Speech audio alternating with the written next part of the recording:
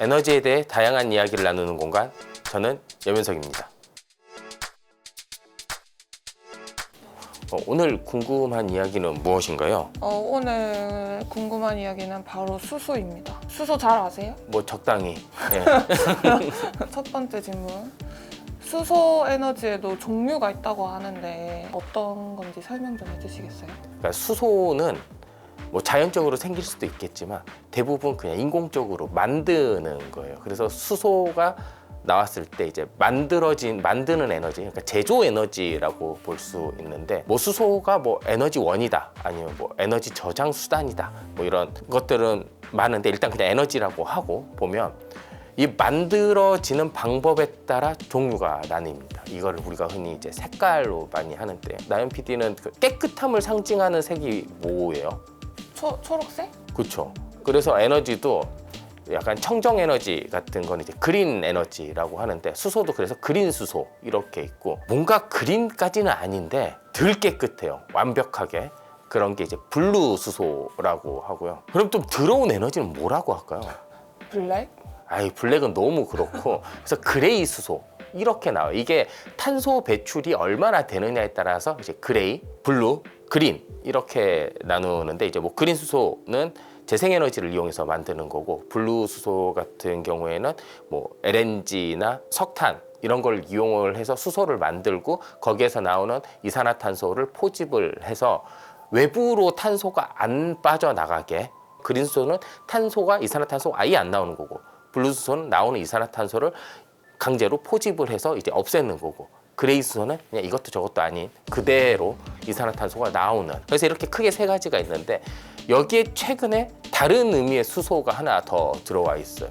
그리고 이 수소가 과연 그린 수소로 봐야 되느냐라는 논쟁이 있는데, 이런 논쟁에 대한 색깔은 무슨 색이 있을까요? 핑크. 그래서 이제 핑크 수소라는 게 있어요.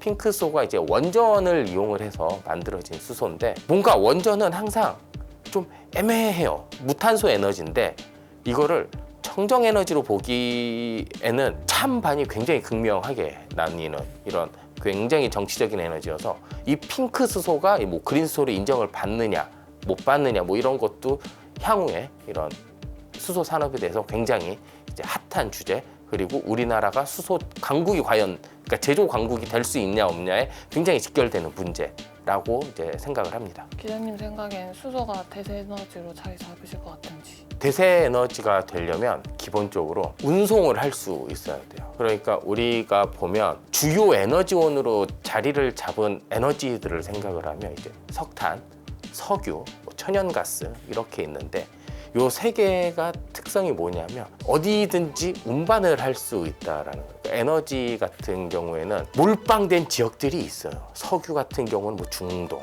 뭐 석탄은 뭐 골고루 잘 되어 있긴 하지만, 우리나라만 해도 뭐 저희 강원도에 석탄이 많다. 근데 쓰는 거는 만약에 어디 발전소로 가져가야 된다. 운반을 못하면 에너지원으로서의 가치가 별로 없어요. 그래서 이제 재생에너지가 어렵다라고 하는 게, 재생에너지는 전기는 잘 만들 수 있는데 이걸 운반하기가 되게 힘들잖아. 그런 면에서 보면 수소는 잘하면 대세 에너지가 될 수도 있죠. 물론 수소 같은 경우가 이게 있어요. 만드는 에너지라는 거잖아요. 그러면 당연히 에너지 효율이나 에너지가 가지고 있는 기본적인 에너지의 양은 계속 줄어들 수밖에 없어요. 만들면 줄어들어요. 왜냐하면 뭐 저항도 있을 거고, 만드는 와중에 들어가는 에너지보다 나오는 게 더 낮을 수도 있고, 뭐 그런 과정 때문에 분명히 에너지의 손실은 있지만, 효율성보다 어찌됐건 수소를 이용한다라고 하는 거는 기후 때문에 하는 거잖아요. 조금 깨끗한 에너지를 좀 써보자. 그러면 깨끗한 에너지가 운반을 할 수 있고 이동을 할 수 있다라는 측면에서 보면 수소는 대세 에너지가 될 가능성은 있죠. 근데 그게 언제부터 될 거냐? 그게 문제인데, 그렇다면 우리가 수소가 가지고 있는 문제점들도 좀 알아야 되겠죠. 문제가 뭐가 있어요? 수소 문제 되게 많아요. 수소가 굉장히 가벼워. 가벼우면 어떻게 돼요? 부피가 기체로 갔을 때 엄청 크다라는 거야. 그러니까 모든 에너지에서 부피는 돈이에요. 돈, 비용. 저장하는데도 부피가 넓으면 돈이 많이 드는 거고, 그럼 배를 무지하게 크게 만들 수도 없고, 자동차를 연료통만 이렇게 만들 수도 없죠. 그러면 이거를 부피를 줄여줘야 되는 건데, 아무튼 줄이면 위험하단 말. 그러니까 뭐 수소폭탄 이야기도 나오고, 뭐 수소차 같은 거 위험한 거 아니냐, 뭐 이런 이야기가 나오는 게 이 부피를 줄여야 되는 거란 말이에요. 그러면 기체 상태에서 줄이려면 압력을 굉장히 높여야 돼요. 기체 상태 말고 액체로 바꿔서 운반하면 어떠냐? 뭐 이런 얘기 할 수 있죠. 우리 천연가스도 가스잖아요. 근데 운반할 때는 LNG, 그러니까 액화 천연가스로 하잖아요. 그렇게 그럼 액화시키면 되지 않냐? 이게 말은 쉬운데 액화가 되게 힘들어서 그러는 거예요. 몇 도더라? 영하 거의 한 200도 가까이 낮춰야 되는데 영하 200도는 뭘로 낮출 거예요? 그것도 에너지로 낮춰야 되는 거예요. 그러면 수소를 이용하고 운반하고 이렇게 할 때 모든 제반 비용이 나오면서 경제성이 확보가 돼야 된다라는 이런 문제점이 하나 있는 거예요. 그래서 암모니아를 많이 이용을 하려고 하는 것도 수소가 너무 이게 힘드니까 암모니아를 이용을 하는 거예요. 한미 정상회담이 있었는데 거기에서 이제 에너지 관련 미국이랑 협력 관계도 되게 많았는데 수소도 많이 있었어요. 그 수소 같은 경우에 대부분 암모니아 형태 이런 MOU가 많았었는데 왜 암모니아냐? 우리 암모니아는 많이 보잖아요. 주변에서 액화 상태로. 액화가 쉬워서 그래요. 수소를 만들어서 암모니아로 이동을 하고 그거 다시 수소로 바꾸든지 아니면 그대로 바로 사용하든지 그렇게 해서 이제 좀 깨끗한 에너지를 만들어. 근데 암모니아를 바로 사용했을 때 또 문제가 있죠. 탄소는 안 나오는데 N이 있잖아요. N은 무조건 질소 산화물 같은 형태가 되면 그것도 그렇게 환경적으로 좋지 않고 이거 독성이 좀 있어요. 그리고 암모니아로 바꾸고 다시 왔다 갔다 할 때 사용되는 촉매 문제. 그래서 이 문제들이 뭐 한 2030년 정도 되면 뭐 해결이 될 것이다 라는 이제 전망들이 많은데 한번 지켜보면 수소 어떻게 될지 재밌어지겠죠. 2030년이 되면.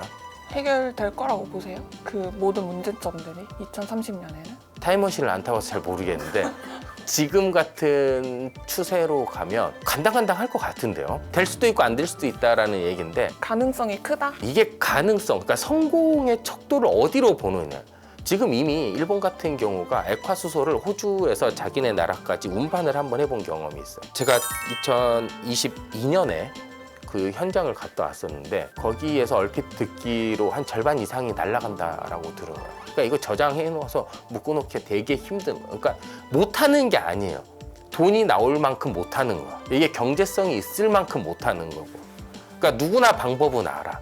하지만 손실을 보면서까지 그걸 계속 할 수는 없잖아요. 그러니까 그게 2030년까지 보정이 되느냐. 빨리 될 수도 있고 그러니까 요만큼의 차이로 계속 못할 수도 있어요.